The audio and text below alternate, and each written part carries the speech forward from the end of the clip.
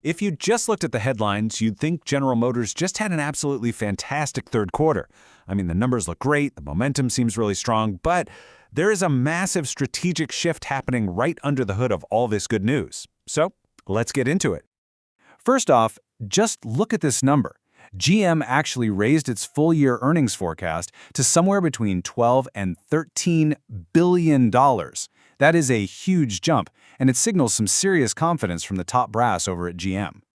And hey, this isn't just corporate spin. The CEO, Mary Barra, came out and said it herself. She said, and I'm quoting here, "We delivered another very strong quarter of earnings and free cash flow. So, everything seems to be firing on all cylinders." Which makes you wonder, what's the catch? And that is the billion-dollar question, isn't it? Despite these amazing numbers, GM is making a huge and very expensive pivot. And this isn't some minor tweak. We're talking about a fundamental change in their strategy. So let's break down exactly why they're doing it. Okay, so part one of this story really starts with a major reality check, specifically on the electric vehicle market. You see, GM had been betting big on this rapid, all-electric future, but, well, the market seems to have other plans. So what's really causing this EV slowdown? It really boils down to two key things. First, the rules and regulations are changing. And second, those federal incentives that really helped get people into EVs early on, they're gone. And the result, that super steep growth curve for electric vehicles, it's starting to flatten out, at least for now. And look, this isn't just some analyst's hot take. This is a direct admission from the very top. Mary Barra made it crystal clear. The company is now officially saying, hey, this EV transition is happening a lot slower than we built our entire strategy around.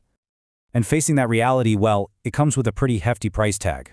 GM took what's called a special charge of $1.6 billion, just in the third quarter. That is the cost of slamming on the brakes and yanking the wheel in a new direction. So what does $1.5 billion pivot actually look like? So where did all that cash go? Well, we're talking about some big moves. Things like writing down the value of factories like Orion Assembly, which was supposed to be building EVs. It also means scaling back on battery production, totally halting R&D on their next-gen hydrogen fuel cells, and even paying out cash to cancel supplier contracts. This is a real, tangible reset of the business. So if the plan is no longer all EVs all the time, then what is it? And that brings us to the second and maybe most surprising part of this story. GM is pivoting back to its traditional strength. Good old internal combustion engines.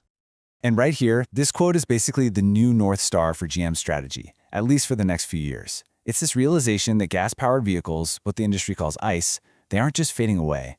Actually, demand is still really strong. And GM is now retooling to meet that demand head-on. And there is no better example of this pivot than what's happening at the Orion Assembly plant.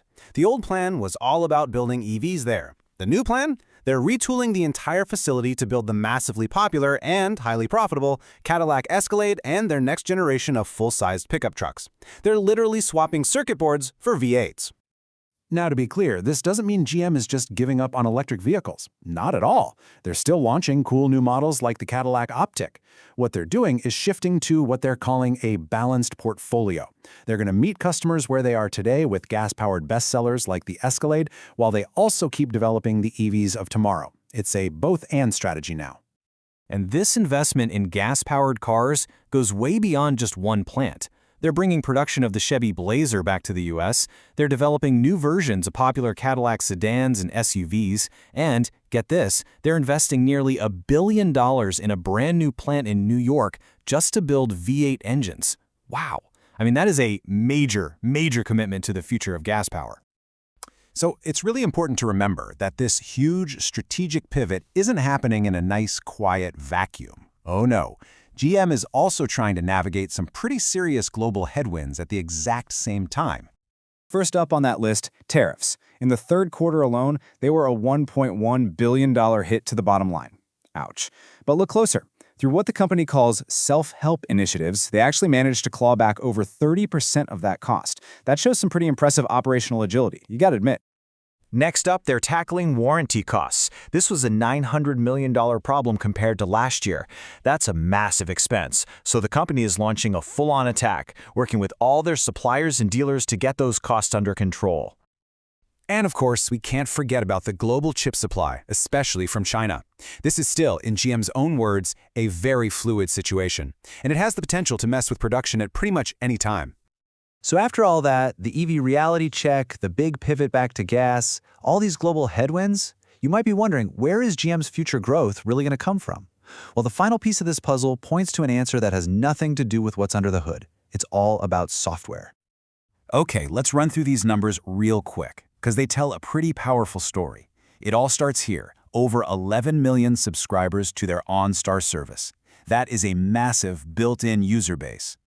And on top of that, you have more than 500,000 customers who are now paying for Super Cruise, their hands-free driving tech. And that number nearly doubled in just 1 year. That's crazy growth. And all of this adds up to a truly staggering figure. Nearly $5 billion in what's called deferred revenue. Basically, this is money customers have already paid for future software and services. It's this huge, predictable income stream that's just locked in for the future. But this might be the most important number of all. The gross margin on this whole software and services business is around 70%. 70. That is an incredibly profitable engine for future growth that's going to run right alongside the business of selling cars. Which brings us right back to our central question. Is this pivot back to gas an admission that their EV strategy failed? Is it a sign of weakness? Or is it a really smart, pragmatic, and agile response to a market that's changing? A move that lets GM fund its super profitable software future with its super profitable gas-powered present. The answer to that is going to define the next chapter for this American icon.